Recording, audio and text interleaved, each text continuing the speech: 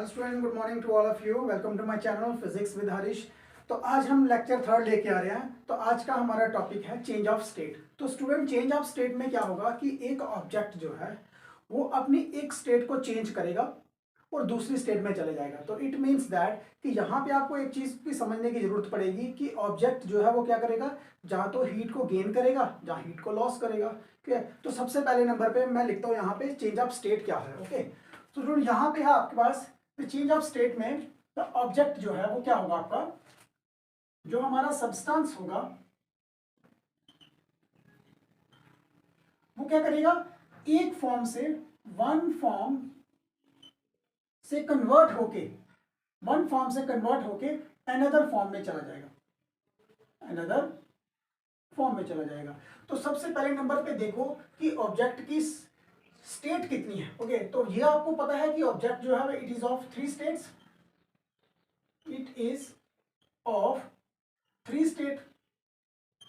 Object की जो state है वो कितनी स्टेट्स होती हैं आपके पास, तीन स्टेट्स होती हैं। तो मैं यहां पर लिख देता हूं कि जो आपके पास सब्सटेंस होगा,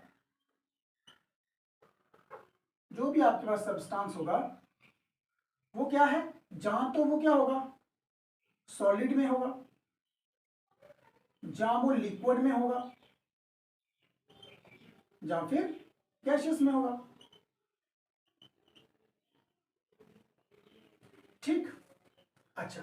अब चेंज ऑफ स्टेट में क्या है कि ऑब्जेक्ट जो है जहां तो वो सॉलिड से लिक्विड में जाएगा, जहां फिर वो लिक्विड से गैस में जाएगा, जहां फिर क्या हो सकता है कि यहां से गैस से सीधा से लिक्विड में चला जाए, जहां फिर लिक्विड से सीधा सॉलिड में चला जाए। उसने अपनी स्टेट ही चेंज करनी है। तो यहां से अब आपको एक चीज का पता चल गया कि यहां पे हम क्या करेंगे, हीट अप्लाई करेंगे। ओके, क्या अप्लाई करेंगे, हीट अप्लाई करेंगे। अगर हम यहाँ पे किसी भी ऑब्जेक्ट को हीट अप्लाई करते हैं, लेट अस सपोज दैट कि कोई भी हमारे पास कोई ऑब्जेक्ट है, तो हम उसको क्या करते हैं, हीट अप्लाई करते हैं। तो वो क्या कर रहा है, अपनी स्टेट को चेंज कर रहा है, सॉलिड से लिक्विड में जा रहा है, जहां फिर लिक्विड से गैस में जा रहा है। ओके, तो लेट अस सपोज हम यहाँ पे एक एग्जांपल लेते हैं कि हमारे पास है आइस। क्या है हमारे पास, आइस। तो अब आपको पता है कि जो आइस है उसका टेम्परेचर कितना होता है, 0 डिग्री के ऊपर। ओके, जैसे हम इस आइस को क्या करेंगे, हीट अप्लाई करेंगे, तो ये क्या होगा, आइस इस समय क्या है, सॉलिड स्टेट में है। तो जैसे ही हम इसको हीट अप्लाई कर रहे हैं तो ये आइस क्या करेगी, मेल्ट कर जाएगी। आइस जब मेल्ट करेगी तो वो किस फॉर्म में आ जाएगी, लिक्विड फॉर्म में आ जाएगी। ओके, तो लिक्विड फॉर्म में क्या है आपके पास, वाटर है। लेकिन स्टूडेंट एक चीज याद रखना कि अगर ये 0 डिग्री के ऊपर है तो टेम्परेचर आपका अभी भी 0 डिग्री के ऊपर ही है। ये नहीं है कि 0 डिग्री के ऊपर जो है वो लिक्विड जो है वो सॉलिड जो है वो लिक्विड नहीं बनेगा। टेम्परेचर आपका 0 डिग्री पे ही है।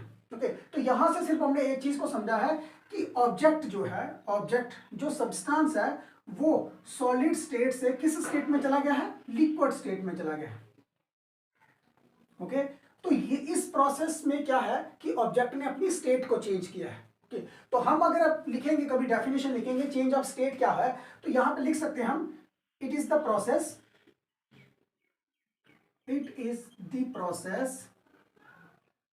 इन विच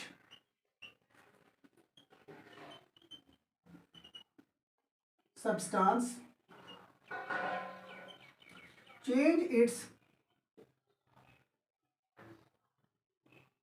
state from one form to another form।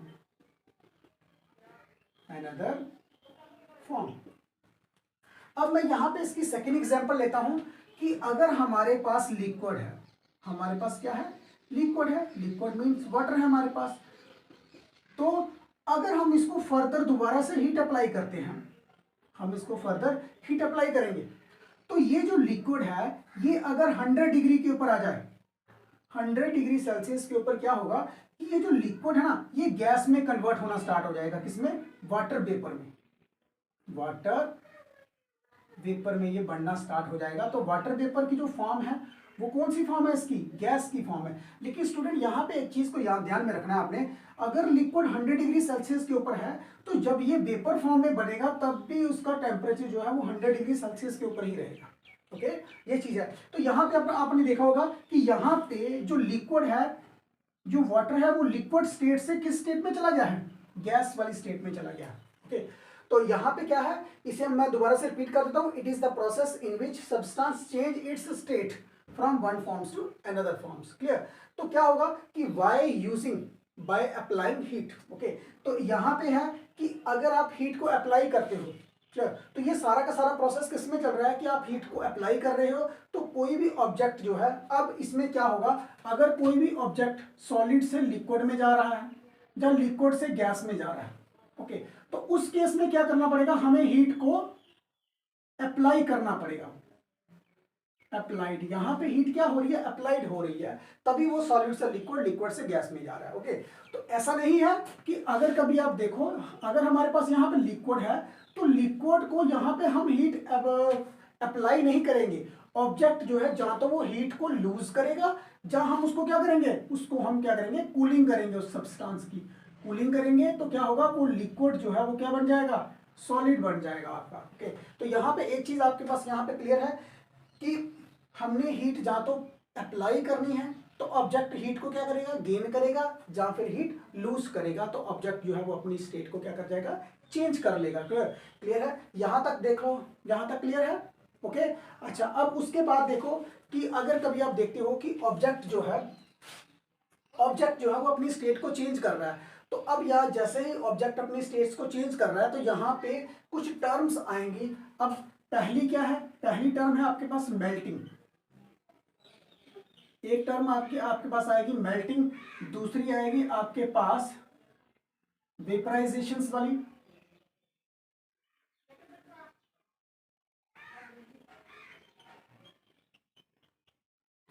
Third है आपके पास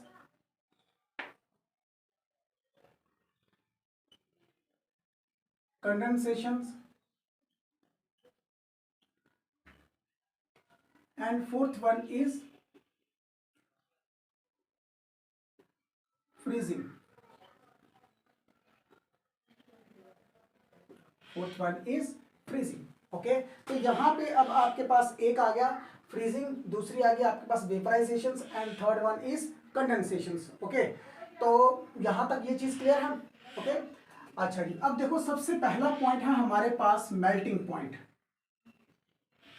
अब देखो यहाँ पे मेल्टिंग वाला, जो मेल्टिंग का प्रोसेस है वो क्या होता है, तो स्टूडेंट इस केस में क्या है कि ऑब्जेक्ट जो है वो सॉलिड है।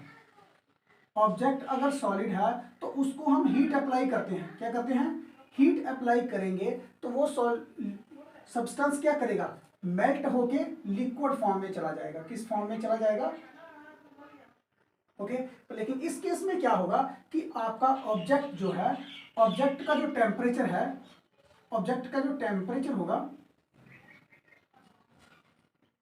एट कांस्टेंट, वो जो टेम्परेचर होगा ऑब्जेक्ट का वो क्या रहेगा, कांस्टेंट ही रहेगा थ्रू आउट प्रोसेस के बीच में। ओके, तो हम यहाँ पे इसकी पहले इसको डिफाइन कर लेते हैं।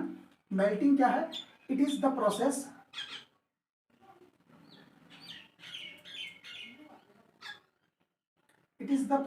in which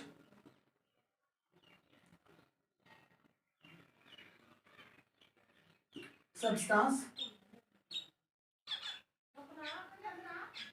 changes from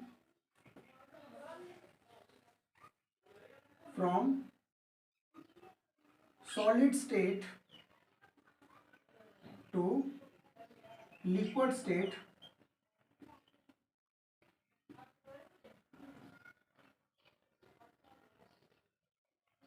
at 0 degree temperature, at 0 degree temperature के ऊपर। ओके, मतलब उसका जो टेम्परेचर है वो थ्रू आउट कॉन्स्टेंट रहेगा। इस चीज को समझो। अब जैसे फॉर एग्जांपल हमारे पास है आइस। ओके, तो आइस क्या है, आइस का जो टेम्परेचर है वो क्या है, एट 0 डिग्री के ऊपर जो है वो आइस रहेगी। अगर हम इसको हीट अप्लाई करते हैं, लेट अस सपोज हम इसको क्या करेंगे, हीट अप्लाई करेंगे, हम इसको हीट अप्लाई कर रहे हैं, ये क्या हो रहा है कि ये आइस जो है वो मेल्ट होकर लिक्विड बन जाएगा। आइस जो है वो मेल्ट होके क्या बन जाएगा, लिक्विड बन जाएगा, वाटर बन जाएगा, लेकिन इसका जो टेम्परेचर है वो 0 डिग्री का 0 डिग्री ही रहेगा। इस चीज को समझो आप, क्लियर। इट मीन्स दैट कि जो इसका टेम्परेचर है वो क्या रहेगा, 0 डिग्री ही रहेगा, लेकिन 0 डिग्री के बीच में क्या है कि हमने इसको हीट हमने सप्लाई की है। हीट सप्लाई करने से क्या हो रहा है कि आइस जो थी वो थी solid.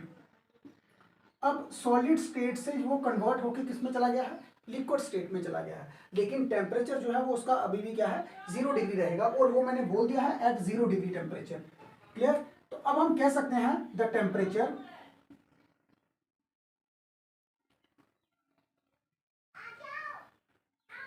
at which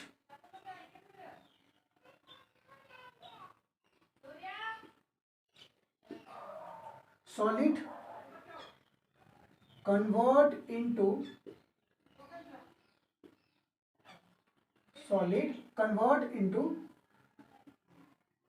liquid state, the temperature at which the solid convert into liquid state is known as melting point। वो टेम्परेचर, जिस टेम्परेचर के ऊपर सॉलिड जो है वो कन्वर्ट हो रहा है और लिक्विड में जा रहा है, उस टेम्परेचर को हम क्या बोलेंगे, मेल्टिंग पॉइंट बोलेंगे। ओके, तो स्टूडेंट ये चीज क्लियर है कि सॉलिड जब भी चेंज होगा, लिक्विड में जाएगा, तो उस टेम्परेचर के ऊपर, जिस टेम्परेचर के ऊपर वो अपनी स्टेट को चेंज कर रहा है, उस टेम्परेचर को हम क्या बोलेंगे, मेल्टिंग पॉइंट। ओके, तो यहां तक ये क्लियर है, उतार लो आप लोग इस चीज को।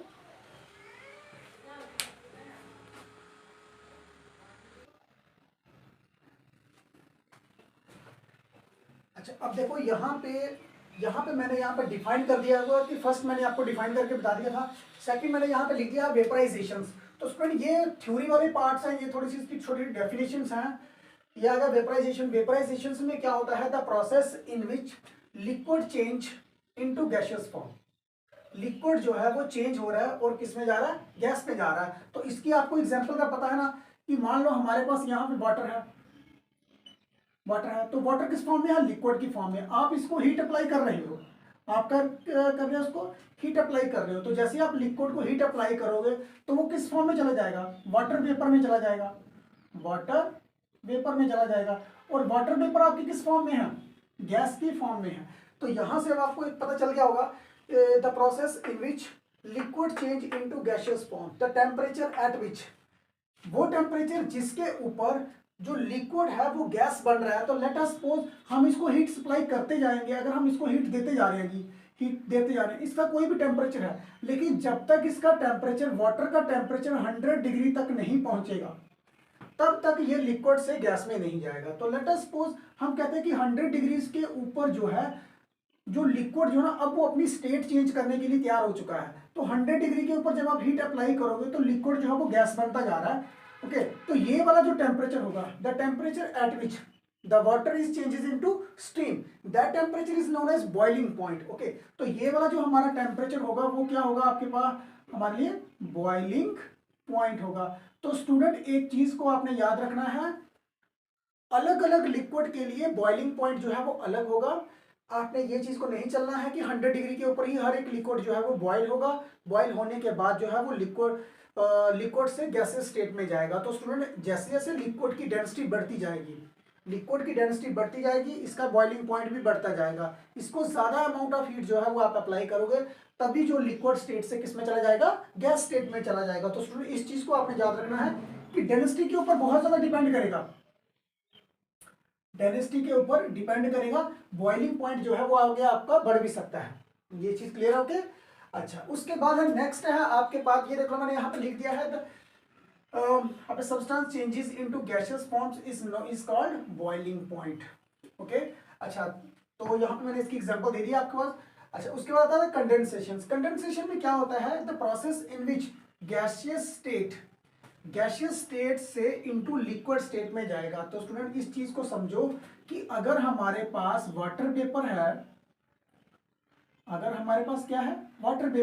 तो वाटर वेपर की कौन सी फॉर्म है, गैस की फॉर्म है। अब हम क्या करने जा रहे हैं, the process in which gaseous state into liquid state. तो स्टूडेंट यहाँ पे आपने एक चीज को समझना है कि गैस स्टेट में है, अब वो जा रहा है लिक्विड स्टेट में, लिक्विड स्टेट में अब जा रहा है, मीनिंग कि अब वो वाटर बनने जा रहा है। तो कहीं ना कहीं अब स्टूडेंट यहाँ पे देखो, मैंने आपको स्टार्टिंग में ही बोल दिया था कि when you have to apply heat to a substance then the substance change its state from one forms to another form. Okay, तो ये मैंने आपको बता दिया था कि लिक्विड को जब भी आप हीट अप्लाई करोगे तो लिक्विड अपनी स्टेट को चेंज करेगा। तो स्टूडेंट यहाँ पे मैंने आपको साथ में बोला भी था कि अगर कोई ऑब्जेक्ट अपनी हीट को लूज करता है तब भी उसकी स्टेट चेंज हो जाएगी। तो अब देखो इस केस में क्या हो रहा है, इस केस में वाटर वेपर जो है वो अपनी हीट को लूज करेंगे।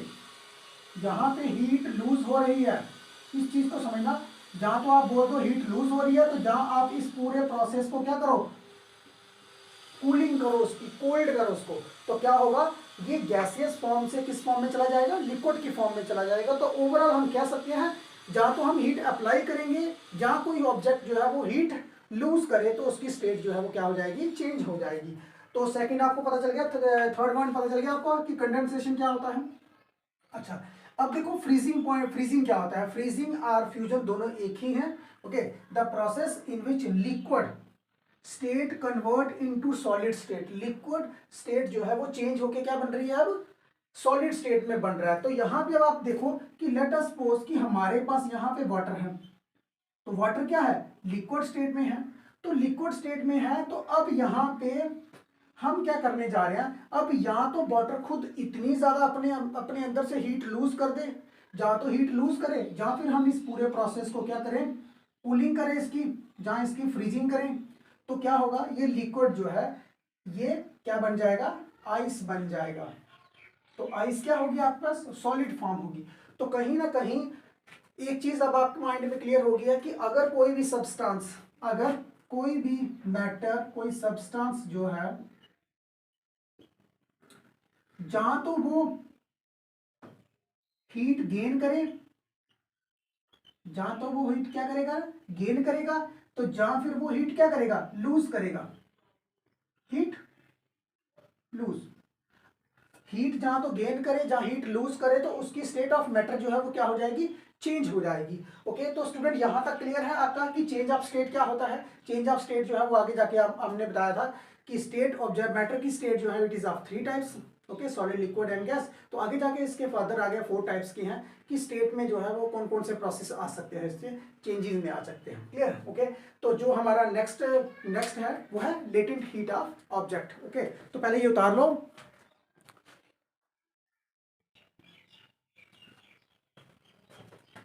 अच्छा, अब आपका जो नेक्स्ट टॉपिक है वो है लेटेंट हीट। लेटेंट हीट क्या होता है स्टूडेंट, तो देखो लेटेंट हीट जो है बिल्कुल सेम टू सेम आपके पास स्पेसिफिक हीट जैसी ही है टर्म, क्योंकि इसमें भी आपको क्या करना पड़ेगा, अमाउंट ऑफ हीट सप्लाई करनी पड़ेगी। उस केस में आपका टेम्परेचर बढ़ता था, इस केस में क्या होगा कि ऑब्जेक्ट जो है वो अपनी स्टेट को चेंज कर रहा है। ओके, तो लेटेंट हीट क्या है, it is defined as the amount of heat supply to an object. Clear. Object को जब आप हीट सप्लाई करोगे तो वो ऑब्जेक्ट क्या करेगा, अपनी स्टेट को चेंज करेगा। फॉर एग्जांपल जहां तो वो सॉलिड से लिक्विड में चला जाएगा, या फिर वो लिक्विड से गैस में चला जाएगा। ओके, तो देखो यहाँ पे डेफिनेशन क्या कहती है, it is the amount of heat. मैंने आपको पहले से बोल दिया है कि ये क्या है, अमाउंट ऑफ हीट है। ओके, जो required to change the, required का मीनिंग है कि जरूरत है हमें भाई, अगर ये हीट किसी सब्सटेंस को मिल जाती है, उस सब्सटेंस का जो मास है वो कितना होगा, यूनिट मास होगा। क्या होगा, यूनिट मास होगा। मैं आपको यहाँ पे डायग्राम में बताता हूँ कि जैसे मान लो कोई भी हमारे पास कोई ऑब्जेक्ट है। ओके, तो ये हमारे पास कोई मेटल है, ठीक, उस मेटल का जो मास है वो मास कितना है, यूनिट मास है। क्या है, यूनिट मास। ओके, अब यूनिट मास है तो हम इसको क्या करेंगे, एक हीट अप्लाई करते हैं। ओके, क्या अप्लाई करने जा रहे हैं, हीट। अब अगर हम इसको हीट अप्लाई करते हैं तो मैंने यहाँ पे लिखा हुआ है it is the amount of heat. तो ये क्या है, ये कोई अमाउंट ऑफ हीट है, अमाउंट ऑफ हीट।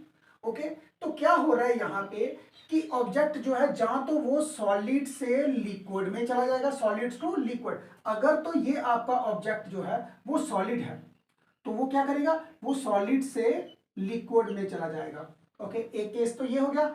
और जहां फिर ये क्या करेगा, फ्रॉम लिक्विड टू गैस, मतलब यहां से दूसरा ऑप्शन बन गया, अगर ऑब्जेक्ट आपका लिक्विड में है तो वो किस फॉर्म में चला जाएगा, गैसियस फॉर्म में चला जाएगा। ओके, तो यहाँ पे डेफिनेशन में मैंने यही लिखा है, it is the amount of heat required to change the state of a unit mass. Object का जो मास है वो कितना होना चाहिए, यूनिट मास होना चाहिए। तो अगर मैं मानता हूं, लेट अस सपोज यहाँ पे late m be the mass of the substance।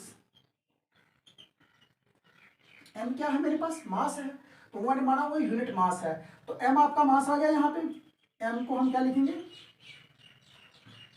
Mass of the substance.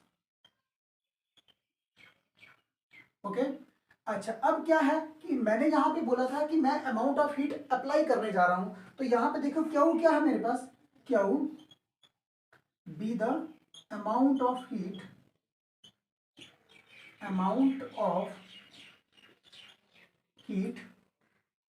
applied to a substance, amount of substance। तो स्टूडेंट यहाँ पे अब आपको एक चीज समझो कि अगर तो हीट आपने ज्यादा अप्लाई करनी है तो आपका ऑब्जेक्ट जो है उसका मास बहुत ज्यादा है। यहां से एक चीज क्लियर हो रही है, अगर आपका मास कम है तो आपको small amount of heat apply करनी पड़ेगी। तो यहाँ पे अब आपके पास एक चीज क्लियर हो गई है कि हीट का अमाउंट कितना होगा वो डायरेक्टली डिपेंड करेगा भाई कितना मास है किसी। ओके, इस प्रोपोर्शनैलिटी को हटाओ तो यहाँ पे हमारे पास क्या आ जाएगा, Q is equal to M L. तो यहाँ पे जो L है, L क्या है, L is a constant of proportionality known as latent heat of that substance। ये L आपका क्या है, latent heat of that substance, उस सब्सटेंस का लेटेंट हीट है। ओके, तो लेटेंट हीट जो है वो अलग होगा, ये याद रखना आपने कि हर एक सब्सटेंस के लिए एक अलग से अमाउंट ऑफ हीट अप्लाई करनी पड़ेगी आपको, तभी वो उसकी स्टेट क्या होगी, चेंज होगी। हम ये कांस्टेंट नहीं बोल सकते भाई इस हर एक सब्सटेंस को इतनी अमाउंट ऑफ हीट अप्लाई करो तो उसकी जो स्टेट है वो चेंज हो जाएगी, नहीं। हर एक ये डिपेंड करेगा नेचर ऑफ सब्सटेंस, उसका मास किस तरह से है, कैसे आप उसको अप्लाई करोगे फोर्स, तो जो उसके बीच में मॉलिक्यूल्स के बीच की जो बाइंडिंग एनर्जी होगी वो ब्रेक होगी, तभी वो एक स्टेट से सॉलिड से लिक्विड में जाएगा या फिर वो लिक्विड से गैस में जाएगा। तो this is depend upon the nature of the substance. तो इस चीज को आपने सबसे पहले नंबर पे याद रखना है। अच्छा, अब अगर मैं यहाँ पे एल की वैल्यू निकालता हूं तो एल कितना है आपके पास, यहाँ पे m अपान Q अपान m। ओके, तो यहां तक देखो, यहाँ पे आपका लेटेंट हीट का फार्मूला मिल गया, यहाँ पे L जो है वो किसके इक्वल में आ गया आपके पास, Q अपान m के। तो अगर कभी आप इसके SI यूनिट्स निकालते हो तो SI units of L is, यहाँ पे Q है, Q क्या है, हीट है, तो हीट के जो यूनिट्स होते हैं वो क्या होते हैं, जूल्स। यहाँ पे मास है तो मास के यूनिट क्या होंगे यहाँ पे, केजी। तो आप इसको इस तरह से लिख सकते हो, जूल केजी इनवर्स। ओके, तो अगर आप इसके सीजीएस यूनिट्स लिखते हो तो सीजीएस यूनिट्स जो होंगे वो कितने होंगे, यहाँ पे हीट के यूनिट्स क्या होंगे, कैलोरी, और मास के यूनिट्स ग्राम में। तो यहाँ पे आप इसको इस तरह से लिख सकते हो, कैलोरी ग्राम इनवर्स। ओके, तो स्टूडेंट यहाँ पे आपने एक चीज नोट कर लो कि जो आपके पास 1 कैलोरी होती है, 1 कैलोरी जो है वो किसके इक्वल में होती है, 4.18 जूल्स के इक्वल में होती है। तो ये आप कहीं पे भी वैल्यू लगा के आप कैलोरी को कन्वर्ट कर सकते हो जूल्स में। ओके, तो स्टूडेंट यहाँ तक आपको ये चीज समझ आ गई है कि जो लेटेंट हीट है, लेटेंट हीट क्या है, अब आपका Q अपान m के इक्वल में है। ओके, तो अब अगर आपके पास यहाँ पे दिख रहा है कि अमाउंट ऑफ हीट जो है वो दो चेंजेस ला रही है। लेटेंट हीट जो है, the amount of heat that you have to supply to a matters, then it changes its states from one forms to another forms. तो अब यहाँ पे देखो, अगर आपका मैटर जो है वो सॉलिड से लिक्विड में जा रहा है, एक केस तो ये बन गया है, दूसरा केस बनता है आपका लिक्विड से गैस में। तो अब स्टूडेंट यहाँ पे अब आपको एक चीज समझनी पड़ेगी कि अगर तो वो हीट जब सॉलिड से लिक्विड में जाएगा तो उसको हम क्या बोलेंगे, लेटेंट हीट ऑफ फ्यूजन और latent heat of melting. Okay, एक तो ये बन गया, और दूसरा बन गया आपके पास जब एक मैटर जो है वो लिक्विड से गैस में जाएगा तो उस केस में आपके पास क्या होगा, latent heat of fusion. Okay, तो मैं यहां पर लिख देता हूं, it is of two type. Latent heat जो है वो कितनी टाइप की है, it is of two types. First one is latent heat of melting or fusion। आप इसको इस तरह से लिख सकते हो, latent heat of melting or fusion।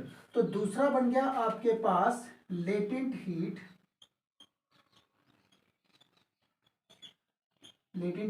of vaporizations।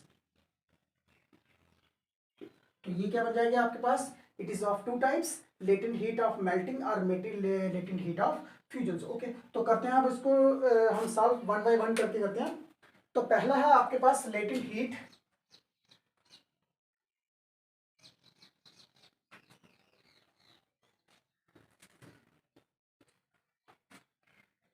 पहला आपके पास आ गया लेटेंट हीट ऑफ मेल्टिंग और फ्यूजन। तो मैं यहां पे लिख देता हूं लेटेंट हीट ऑफ मेल्टिंग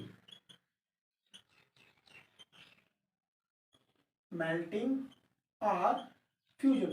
बिल्कुल इजी है, कोई इतनी टफ डेफिनेशन नहीं है, सिर्फ जस्ट ओनली चेंजेस है। यहाँ पे देखो, यहाँ पे मैंने लिखा it is the amount of heat required. तो ये तो पहले नंबर पे क्या क्लियर है कि हमें अमाउंट ऑफ हीट अप्लाई करनी पड़ेगी, clear, to change the state of a unit mass of a substance from solid to liquid. तो यहां तक जो आपकी डेफिनेशन है वो बन गई आपके पास लेटेंट हीट ऑफ फ्यूजन की, clear. It is defined as the amount of heat required, amount of heat to change the state of a unit mass of a substance from solid to liquid. Okay, मतलब object जब solid से liquid में जाएगा तब जो हम heat apply करेंगे वो क्या होगी आपके पास, लेटेंट हीट ऑफ मेल्टिंग और latent heat of fusion. Okay, तो यहां पे मैं लिख देता हूं दोबारा से, यहां पे आपके पास यहां पे m क्या है, मास ऑफ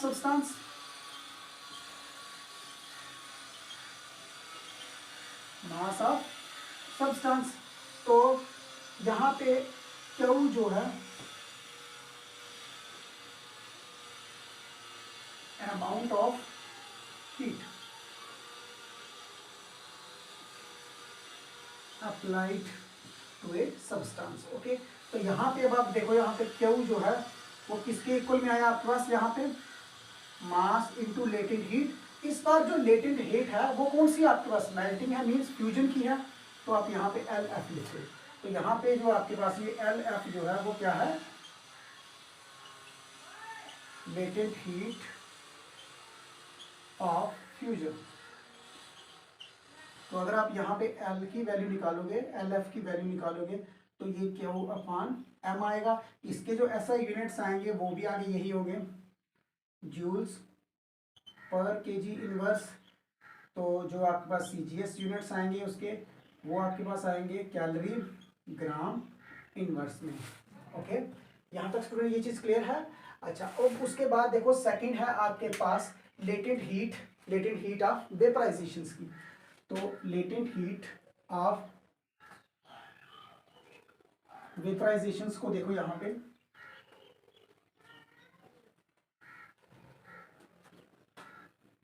पहले देखो यहां तक ये चीज आपने उतार ली है, मैं इसी को ही चेंज करूंगा। अब देखो सेकंड है आपके पास लेटेंट हीट ऑफ मेल्टिंग लिखा था ना, यहां पे अब आपके पास क्या आएगा, latent heat of vaporisation.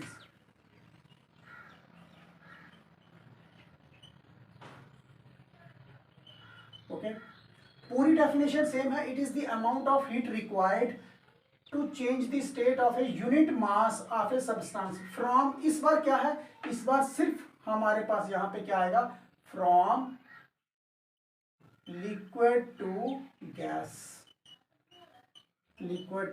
Gaseous state में जाएगा आपका ऑब्जेक्ट। तो वो जो अमाउंट ऑफ हीट जो हम अप्लाई करेंगे वो अमाउंट ऑफ हीट आपकी कितनी हो जाएगी, लेटेंट हीट ऑफ वेपराइजेशंस की। ओके, तो यहाँ पे ये चीज़ भी बिल्कुल सेम रहेगी, ये भी बिल्कुल सेम रहेगी, सिर्फ ओनली चेंज होगा। तो क्या होगा, यहाँ पे सिर्फ आपने लिख देना है LV लिख देना है, और यहाँ पे आपके पास LV जो होगा वो क्या होगा, लेटेंट हीट ऑफ फ्यूजन नहीं होगा, इस बार सिर्फ आपके पास क्या होगा, लेटेंट हीट ऑफ वेपराइजेशन होगा, latent heat of vaporization. Okay, तो ये देख लो इसके एसआई यूनिट्स जो हैं वो भी यही रहेंगे सेम। तो यहां तक ये स्टूडेंट आपके पास क्लियर है, लेटेंट हीट ऑफ फ्यूजन और लेटेंट हीट ऑफ जो लेटेंट हीट ऑफ वेपराइजेशन और लेटेंट हीट ऑफ फ्यूजन जो है वो आपके पास दोनों आ गए। अब स्टूडेंट हम क्या करते हैं, अब इसका जो मेन इंपॉर्टेंट चीज है वो है ग्राफ। इस ग्राफ को अच्छी तरह से आपने समझना है, ठीक है। अब ये जो ग्राफ है ये किस किस के बीच में आ रहा है, ये आ रहा है आपका एक तो temperature versus heat, okay, temperature versus heat. अब स्टूडेंट इस चीज को ध्यान से समझना, बड़े बच्चे जो है ना ये इस चीज को क्वेश्चन को थोड़ा सा अच्छी तरह से इनको समझ नहीं आती है, क्योंकि वो रट्टा मार के चले जाते हैं और रट्टे से काम नहीं चलता बिल्कुल भी। अच्छा, अब देखो जो भी चीज जो होगी वो आपके सामने बिल्कुल आपकी, मैं बीच बीच में पूछता जाऊंगा, आपके पास बिल्कुल डिटेल में जो है वो आसान करके चीज जो है वो मैं रिप्रेजेंट करूंगा। लेट अस सपोज, अच्छा अब देखो यहाँ पे क्या है, हर ग्राफ में हमारे पास जो ये वाला पॉइंट होता है ये ओरिजिन पॉइंट होता है, ओके। लेकिन अब आपको पता है कि स्टूडेंट हम यहाँ पे इस साइड में जो लेंगे, इस साइड हम लेंगे टेम्परेचर को, इस साइड क्या लेंगे हम, टेम्परेचर। तो टी को मैं यहाँ पे लिख लेता हूँ इस साइड पे, ओके। तो इस साइड में क्या हो रहा है, इस साइड में हम लोग हीट अप्लाई कर रहे हैं, हीट जो हमने हीट अप्लाइड करनी है वो ये वाली है, ओके। तो मैं यहाँ पे लिखता हूँ H और वो इस साइड को। अच्छा, अब आपको पता है कि स्टूडेंट हम एग्जांपल लेते हैं वाटर की, सिंपल वाटर की डेफिनेशन लेते हैं हम जो एग्जांपल ले रहे हैं वो किसकी ले रहे हैं, सिर्फ यहाँ पे सिंपल वाटर की डेफिनेशन में लेते हैं। देखो अब स्टूडेंट जरूरी नहीं है कि जो सबसे लोएस्ट टेम्परेचर है वो हमारे पास जीरो ही है, हम जीरो से नहीं करते, हम अगर जीरो मानेंगे भी तो हम जीरो यहाँ पे मान लेते हैं। लेट अस सपोज हमारे पास यहाँ पे जो टेम्परेचर है ना ये है 0 डिग्री सेल्सियस, ओके। तो यहाँ से अगर आप नीचे को टेम्परेचर पे आते हो तो मैं यहाँ पे रखता हूँ -10 डिग्री सेल्सियस। देखो मेरा यहाँ पे -10 डिग्री सेल्सियस बताने का मतलब क्या है, क्योंकि मैंने यहाँ पे स्टेट्स ऑफ मैटर तीनों को यहाँ पे रिप्रेजेंट करना है ग्राफ के अंदर, ओके। तो 0 डिग्री के ऊपर अगर आप कभी देखते हो 0 डिग्री के ऊपर, तो 0 डिग्री के ऊपर आपकी क्या होती है, वाटर किस फॉर्म में होता है, आइस की फॉर्म में होता है। तो अगर आप -1 2 3 4 5 में भी चले जाएंगे तब भी जो वाटर होगा वो क्या होगा, आइस ही रहेगा। तो यहाँ पे एक चीज आपके पास क्लियर है, देखो इस साइड पे अगर कोई जाएगा, इस साइड पर अगर कोई लाइन मूव कर रही है तो लेट इट मींस दैट कि when you have to apply heat, अब वो हीट का अमाउंट जो है वो आप बढ़ाते जा रहे हो, जैसे जैसे आप हीट का अमाउंट इधर से बढ़ाते जाओगे, ओके। तो ये देखो मान लो मैं इस साइड से यहाँ पे पॉइंट पे था, तो मैं यहाँ से इस साइड तक आऊंगा, देखना मैं यहाँ पे हीट को अप्लाई करते जा रहा हूँ, मैं हीट अप्लाई करते जा रहा हूँ, मैं यहाँ तक हीट अप्लाई कर रहा हूँ। अगर कभी आप देखो हीट की अमाउंट की वैल्यू देखो तो मैं यहाँ पे इस पॉइंट पे आ रहा हूँ, जहां मतलब आप ये समझो कि इस पॉइंट से यहां से मैंने 0 से लेके कोई 100 तक, लेट अस सपोज कि हम मान लो मैंने यहां से लेके 50 कैलोरी तक मैंने हीट को अप्लाई कर दिया, ओके। तो क्या हो रहा है, तभी किसी आइस का टेम्परेचर जो है वो -10 डिग्री से कम होके 0 डिग्री पे चला गया, क्योंकि -10 डिग्री का टेम्परेचर जो है ना ये लो लेवल में बहुत ज्यादा है। अब अगर मैं इसको अमाउंट ऑफ हीट अप्लाई करूंगा तो it means that when we have to decrease its temperatures from -10 degree to 0 degree Celsius. अब अगर आप यहां से -10 से 0 डिग्री तक चले जाते हो तो तब भी जो वाटर है वो आइस की फॉर्म में ही रहेगा, सॉलिड की फॉर्म में ही रहेगा। ये चीज को समझो, इस पॉइंट तक 0 डिग्री तक जो आइस है वो आइस सॉलिड की सॉलिड ही रहेगी। अच्छा, अब क्या हो रहा है कि यहां से अब आपने हीट को और बढ़ाया, हीट को आप बढ़ाते जा रहे हो, मैं इस साइड पे बढ़ाते जा रहा हूँ हीट, मैं हीट को बढ़ाते जा रहा हूँ, ये देखो मैंने यहाँ से हीट को यहाँ तक बढ़ा दिया, लेकिन टेम्परेचर जो है वो अभी भी यहाँ से 0 तक ही है, इस पॉइंट तक भी आपका टेम्परेचर जो है वो 0 ही होगा। तो लेकिन मीनिंग क्या है कि यहाँ पे आइस था, टेम्परेचर 0 डिग्री है, यहाँ पे अब आइस से मेल्ट होके वो क्या बन गया है, लिक्विड स्टेट में बन गया है। अब यहाँ पे आके वाटर देखो टेम्परेचर इसका 0 डिग्री ही रहेगा, हमने हीट अमाउंट भी बढ़ा दी। अब हीट अमाउंट यहाँ पे हमने बढ़ाई है, मान लो यहाँ से लेके यहाँ तक आप ले रख सकते हो, 80 केल्विन रखो या फिर 84 केल्विन तक रख लो।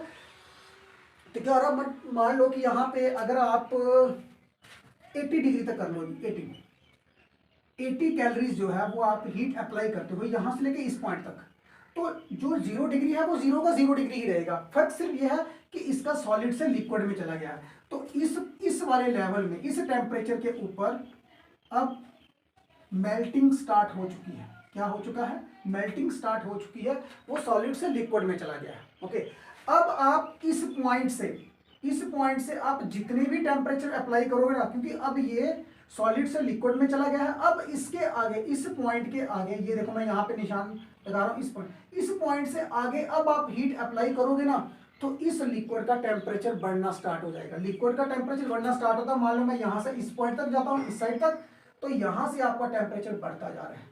अब अगर टेम्परेचर यहाँ से बढ़ता जा रहा है, तो एक स्टेज ऐसी आएगी कि यहाँ पे जो टेम्परेचर है, ये वाला पॉइंट, ये है 100 डिग्री सेल्सियस। 100 degree Celsius. देख लो, मैं यहाँ से इस पॉइंट तक चला गया। अगर आप यहाँ से देखो तो मैं इस पॉइंट तक गया, मैंने यहाँ से ये हीट अप्लाई की, ये वाली हीट अप्लाई की, तो जो लिक्विड है उसका टेम्परेचर बढ़ा है, सिर्फ लिक्विड का टेम्परेचर बढ़ा है, तो लिक्विड जो है वो अभी भी लिक्विड ही है, मींस ये अभी भी वाटर का वाटर ही रहेगा। ओके, हीट अप्लाई की, लिक्विड अभी भी लिक्विड ही है, सिर्फ उसका टेम्परेचर इंक्रीज हो रहा है। इस चीज को समझना, 0 से ये 100 तक चला गया। ओके, अब क्या हो रहा है कि इस पॉइंट के ऊपर जैसे ये 100 के ऊपर स्टार्ट हो गया, 100 के बाद इस पॉइंट से आप हीट अप्लाई स्टार्ट करना, अगर आप यहां से हीट सप्लाई करोगे तो इसका टेम्परेचर जो है वो 100 का 100 ही रहेगा, इसका टेम्परेचर नहीं बढ़ेगा। ये 100 डिग्री सेल्सियस से वाटर का 100 डिग्री सेल्सियस ही रहेगा। फर्क सिर्फ ये है, इस पॉइंट पे यहाँ पे लिक्विड था, अब ये लिक्विड से गैसियस फॉर्म में स्टार्ट हो गया, अब ये गैस फॉर्म में चला गया है। अब यहां से इसके वाटर वेपर बढ़ना स्टार्ट हो जाएगा। यहां पे अब क्या आ रहा है आपके पास? वाटर वेपर इसका बढ़ना स्टार्ट हो गया। ओके, क्लियर है ये चीज? अब समझो कि अगर आप यहां से लिक्विड से गैस तक में, क्योंकि यहां पे अब 100 डिग्री सेल्सियस आ गया है, 100 डिग्री के ऊपर अब आप यहां पे इसको 540 कैलोरी तक लेके चल सकते हो कि ये वेपर फॉर्म में ही रहेगा, यहां से इसका टेम्परेचर नहीं बढ़ेगा। 540 कैलोरीज तक आप जाओगे ना, तो तब भी जो 100 डिग्री सेल्सियस है वो 100 का 100 डिग्री सेल्सियस ही रहेगा। फिर उसके बीच में अगर आप यहाँ पे जितनी मर्जी हीट अप्लाई करते जाओगे ना, तो ये वाटर वेपर ही रहेगा और ये थ्रू आउट वाटर वेपर की फॉर्म में ही चलता जाएगा। ओके, टेम्परेचर भी साथ साथ में बढ़ता जाएगा, साथ साथ में इसका हीट का अमाउंट भी बढ़ता जाएगा। सिर्फ रेट ऑफ वेपराइजेशन जो है वो उसकी क्या हो जाएगी, वह जो है वो बढ़ जाएगी। तो यहाँ पे आप एक चीज समझो कि जो मैंने यहाँ पे सॉलिड से लिक्विड के लिए जो मैंने हीट अप्लाई की है, 80 कैलोरी अप्लाई की है, ये हीट कौन सी थी? जिसने सॉलिड से लिक्विड में उसको कन्वर्ट कर दिया।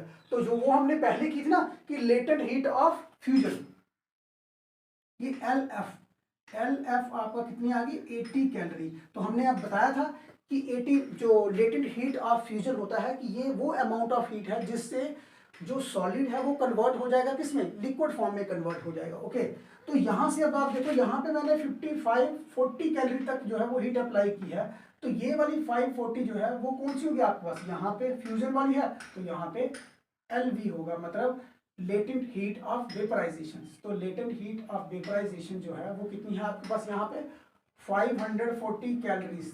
क्लियर? तो ये वाली इस फॉर्म में क्या होगा? इस फॉर्म में आपके पास वेपराइजेशन आ जाएगी, वेपराइजेशन होगी। तो इसमें क्या होगा, आगे आगे आप जैसे हीट अप्लाई करते जाओगे, आपका टेम्परेचर भी साथ साथ में बढ़ता जाएगा और साथ साथ में रेट ऑफ वेपराइजेशन भी बढ़ती जाएगी, प्लस अमाउंट ऑफ हीट आप ज्यादा से ज्यादा अप्लाई कर सकते हो। क्लियर? तो स्टूडेंट ये है इसका ग्राफ हीट का और टेम्परेचर का। Okay student, thanks for this.